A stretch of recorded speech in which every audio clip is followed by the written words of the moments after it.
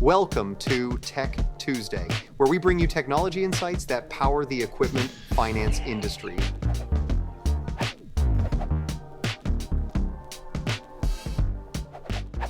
Every software implementation has one. The running list of features you wanted but didn't have time to build. The things that got pushed to later. The question is, what do you do with later once you're actually live?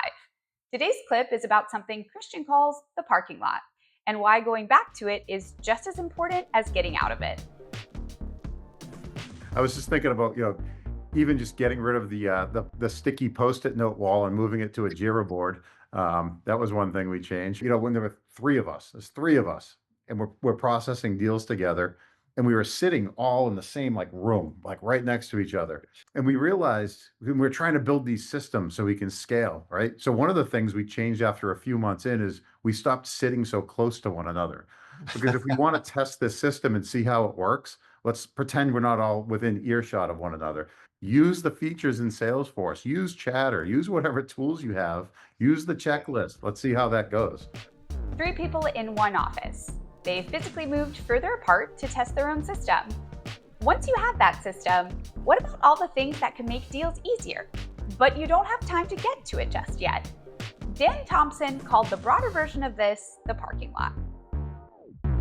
Then you begin to visit back the nice to have stuff, and even the need to have that you didn't do. And the term I used when we were talking earlier, and it's your term, is you revisit everything you did and you go back to that parking lot, the things that okay, this isn't day one, let's put it over there. And you start to revisit it and be like, all right, are we ready now to do this? We've got this process, whether it's 70, 80, 90% where it should be, or even 100%.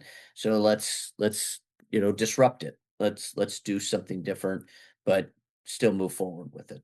I think that you're just always looking is the goal. And for Ethan at Sage Creek, the work after Go Live was less about features and more about people. Who owns what, and what happens when a deal stalls? For us, it was defining roles, right? And so as each deal moved through the deal cycle, it was defining what is responsible for each individual. Communication is just critical to us and to customers. So how you talk to internal partners and how you keep the customer informed of where the deal is to keep their mind at ease. Because if they don't hear from you, they make assumptions, and the assumptions usually aren't the best, most warm and fuzzy ones.